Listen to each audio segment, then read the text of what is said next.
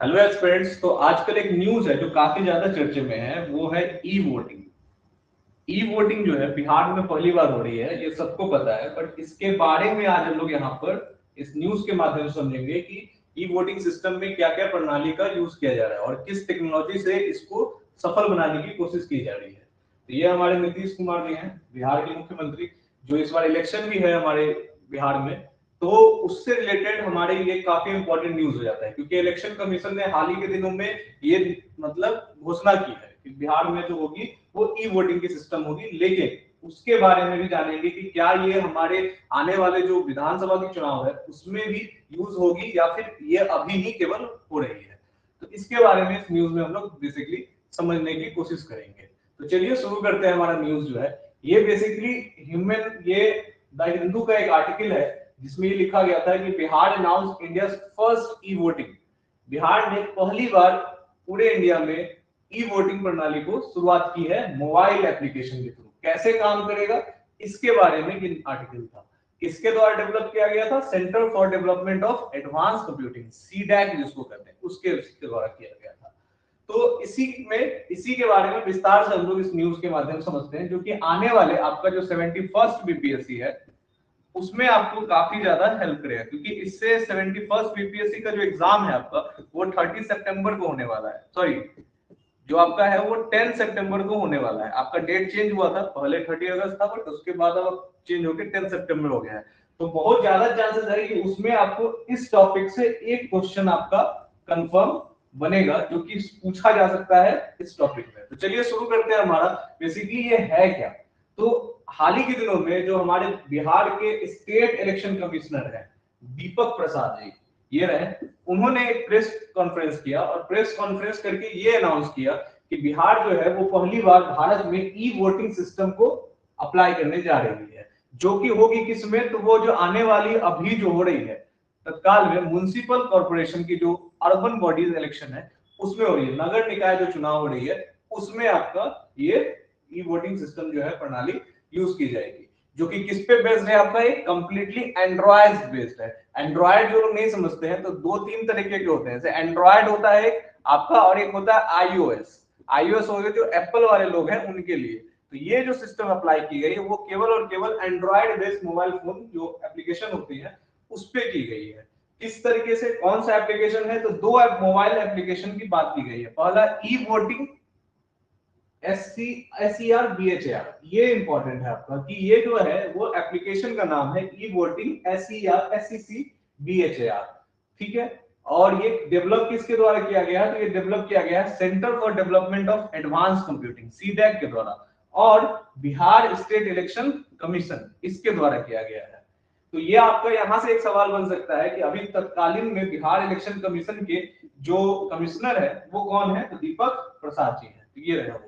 और बाकी आपके एप्लीकेशन से रिलेटेड पूछा जा सकता है कि कौन सा, ये एप्लीकेशन का नाम जो है वो भी काफी ज्यादा इंपॉर्टेंट है, क्योंकि आपके एग्जाम में ये भी पूछा जा सकता है कि किस एप्लीकेशन के थ्रू ये आपका ई वोटिंग सिस्टम जो है वो किया गया। ई का मतलब है इलेक्ट्रॉनिक वोटिंग। इलेक्ट्रॉनिक वोटिंग जो होता है वो फोन के माध्यम से किया जा रहा है या फिर जो वेबसाइट है उसके थ्रू। क्या प्रणाली होगी इसकी, तो इसके बारे में हम लोग समझते हैं। तो बेसिकली ये है क्या कि किसके लिए किया गया है? क्या ये सारे लोगों के लिए अप्लाई कर दिया गया है या फिर कुछ लोग हैं जिनके लिए अप्लाई किया गया है? तो आप ध्यान समझिएगा कि सारे लोगों के लिए ये अप्लाई नहीं किया गया है, ये केवल उन लोगों के लिए अप्लाई किया गया है जो कि आपके पोलिंग बूथ पे नहीं पहुंच पाते हैं। जैसे कि बहुत बार ऐसा होता है कि एज बढ़ने पर बहुत सारे लोग ऐसे होते हैं जो पोलिंग बूथ पर चल के नहीं पहुंच पाते हैं, तो उनके लिए खाट खटिया ये सब करके लोग पोलिंग बूथ पहुंचते हैं। तो उन लोगों को सुविधा देने के लिए यहाँ पर ई वोटिंग फैसिलिटी की शुरुआत की गई है। यूरोप में कई जगहों पर, कई देशों में जहां जनसंख्या कम है वहां पर ई वोटिंग प्रणाली की यूज की जाती है। उसी से इंस्पायर होकर बिहार ने ये पहली बार इंडिया में ये कदम उठाया है और ई वोटिंग प्रणाली को बिहार के इस म्युनिसिपल कॉर्पोरेशन का जो चुनाव हो रहा है, उपचुनाव हो रहा है, उस चुनाव में आपको यूज करने की कोशिश की गई है। तो इसमें जो पहला सवाल यही है कि किन लोगों के लिए है? तो ये उनके लिए है जो कि पोलिंग बूथ पर नहीं पहुंच पाएंगे। तो कौन से लोग नहीं पहुंच पाएंगे? तो सबसे पहले जो सीनियर सिटीजन है, सीनियर सिटीजन उनको जो कि आपके 70-80 प्लस के जो अंकल हो गए, दादाजी लोग हो गए, वो लोग अगर नहीं पहुंच पाते हैं पोलिंग बूथ पर, चलने में उनको असमर्थ हैं वो, तो वहां पर उनके लिए ये चीज रखा गया है। दूसरा है डिसेबल पीपुल, दिव्यांग लोगों के लिए जिनको चलने में असमर्थता है, और साथ साथ वो भी वुमेन जो प्रेग्नेंट है, सारे वुमेन नहीं, वो वुमेन जो प्रेग्नेंट है उनको भी आपको पहुंचने में, आपको जो पोलिंग बूथ होती है वहां पर परेशानी होती है, तो उनके लिए भी ये व्यवस्था की गई है। साथ साथ कुछ और लोग हैं, जैसे कि वैसे लोग जो कोई मतलब बहुत मतलब अलग तरीके के बीमारी से वो ग्रसित हैं, जिनसे मान लीजिए वो काफी बेड पे ही काफी देर तक पैरालिसिस वगैरह मार देता है, तो उन लोगों के लिए भी ये चीज सुविधा दी गई है। इसमें बेसिकली अभी जो है वो म्युनिसिपल बाई पोल्स हो रहे हैं इलेक्शन, उस इलेक्शन में इसका यूज किया गया है। और बिहार के टोटल 6 नगर पंचायत है, उनमें ये यूज किया गया है। कौन कौन से है ये आपका है जिसमें पटना आता है, आपका बक्सर आता है, रोहतास आता है, और ईस्ट चंपारण जो पूर्वी चंपारण होता है वो इलाका आता है।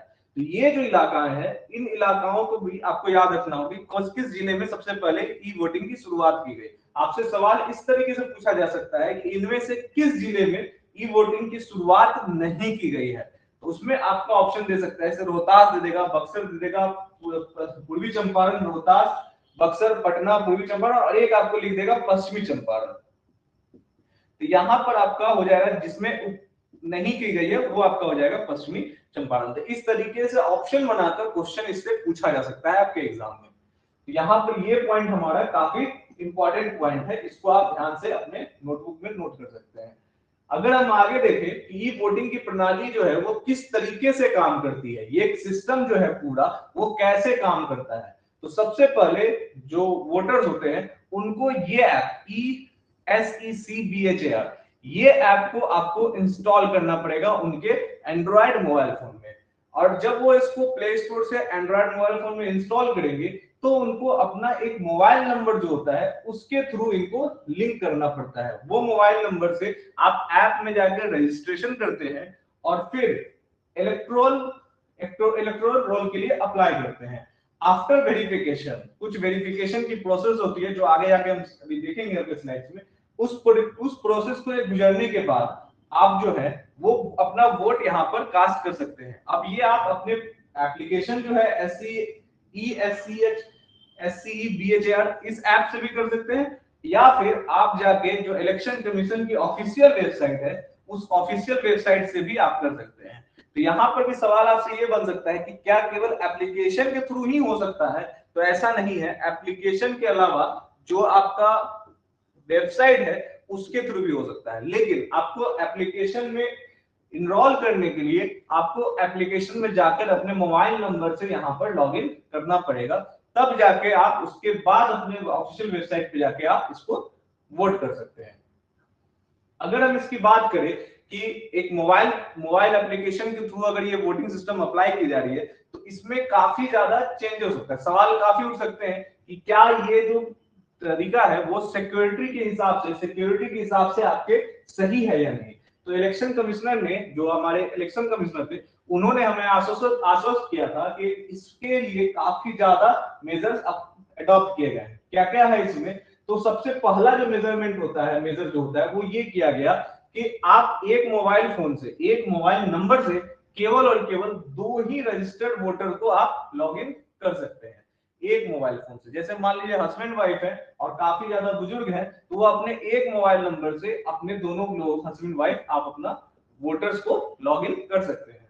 दूसरा है, जब आप वोटर्स के लिए लॉगिन करेंगे तो आपको वहां पर मतलब आपको वोट डालने से पहले आपको फेस स्कैनिंग, मोबाइल फोन में फेस स्कैनिंग, कैमरा ओपन करके आपके फेस को स्कैन किया जाएगा और साथ साथ वोटर आईडी से उसको मैच किया जाएगा।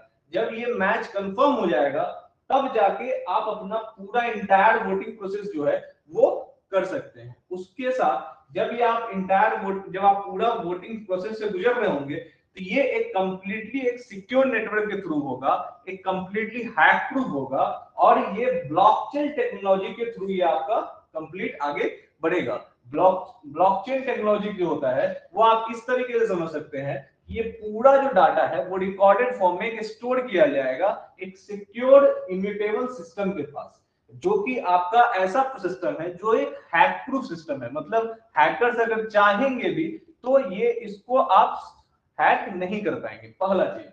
दूसरा है, जब आपका ये फेस रिकॉग्निशन किया जाएगा, मैचिंग किया जाएगा, तो वो पूरा प्रोसेस जो होता है वोटर आइडेंटिटीज के दौरान लॉगिन और वोटिंग करते समय भी किया जाएगा, यानी लॉगिन करते समय और वोटिंग करते समय भी किया जाएगा।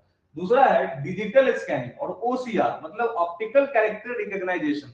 इसके थ्रू आपका जो वोट्स है वो एक्यूरेटली काउंट किया जा सके, इसकी व्यवस्था की गई है। साथ साथ ऑडिट ट्रेल्स, जैसे सिमिलर जो आपका वीवीपैट होता है, जब आप वहां पर वोट डालने जाएंगे तो एक मशीन रखी जाती है वोटर मशीन के पास, वीवीपैट, जिसमें आपका जिस पार्टी को आप वोट दे रहे हैं उसका पर्चा निकलता है। तो इसी उसी तरह की टेक्नोलॉजी जो है वो ऑडिट ट्रेल के माध्यम से इसमें की जाएगी। साथ साथ जो भी आपका, जैसे कि ये जब हम वोट डालते हैं तो ईवीएम्स वगैरह को आपको कहा जाता है एक स्ट्रॉन्ग रूम में दिया जाता है, तो उसी तरह एक डिजिटल लॉक है जो कि आपको दिया जाएगा, जैसे कि ईवीएम स्ट्रॉन्ग रूम होता है उस तरह का फीचर का एक डिजिटल लॉक दिया जाएगा। उस लॉक में आपका मतलब वो सारा चीज जो कि आपका फिजिकल सिक्योरिटी के साथ साथ जो आपका ये पूरा प्रोसेस है उसमें आपको स्टोर किया जाएगा डिजिटल लॉक में। तो इस तरीके से उन्होंने बताया कि ये पूरा प्रोसेस जो है सिक्योर, बेसिकली इसको सिक्योर करने का कोशिश किया गया है। ये सारे प्रोसेस हैं जिसके थ्रू आप कंप्लीटली अपने वोटिंग को कर सकते हैं। साथ साथ अगर इसमें टैंपरिंग ना हो, इसके लिए बेसिकली क्या किया गया कि एक मोबाइल नंबर से आपको केवल और केवल 2 रजिस्टर्ड वोटर्स को ही काउंट किया गया, और दूसरा वेरिफिकेशन जो होता है वोटर्स का वो किया जाता है पूरे उसके वोटर आईडी नंबर के through, entire voter ID number के टाइम पे उसका वेरिफिकेशन किया जाता है, जिससे इसमें टैंपरिंग ना हो। तो इस तरीके का पूरा प्रोसेस को यूज करके आप यहां पर समझ सकते हैं कि ये पूरा जो ई वोटिंग का सिस्टम है उसको सिक्योर करने का कोशिश किया गया है। तो आपसे ये प्रोसेस हो सकता है एग्जामिनर ना पूछे, बट मेंस के पॉइंट ऑफ व्यू से आप ये पूरे पॉइंट्स को आप यहां पर नोट डाउन कर सकते हैं, जो आपके बीपीएससी के टॉपिक के रूप में यहां पर हो सकता है एग्जाम में लिखने के लिए। अगर हम बात करें कि बीपीएससी में आपसे एक और सवाल पूछा जा सकता है जो बिहार में काफी ज्यादा फेमस है, कि इस बार जो फर्स्ट वोटर्स हैं, जैसे कि ई वोटिंग करने वाले जो फर्स्ट महिला है, आप यहाँ पर देख सकते हैं इनको, इनका नाम है विभा कुमारी। विभा कुमारी जो है वो इंडिया की फर्स्ट ऐसी वोटर बनी है, ई वोटर बनी है, जिन्होंने इलेक्ट्रॉनिक माध्यम से फर्स्ट वोट डाला था। विभा कुमारी जो कि आपके वही पश्चिमी पूर्वी चंपारण से आपके हैं। दूसरा है मुन्ना कुमार। मुन्ना कुमार भी आपके ये मेल कैंडिडेट हैं, जिन्होंने फर्स्ट मेल कैंडिडेट इनको मिला है जिन्होंने ई वोट की प्रणाली को कंप्लीट किया है यहाँ पर। तो इसी के साथ ये हमारा टॉपिक यहाँ पर खत्म होता है। Thank you so much. Channel अगर आप सब्सक्राइब करें हमारे चैनल को, अगर हमारा वीडियो पसंद आता है तो उसे लाइक करें, शेयर करें और हमारे चैनल को सब्सक्राइब करें। Thank you.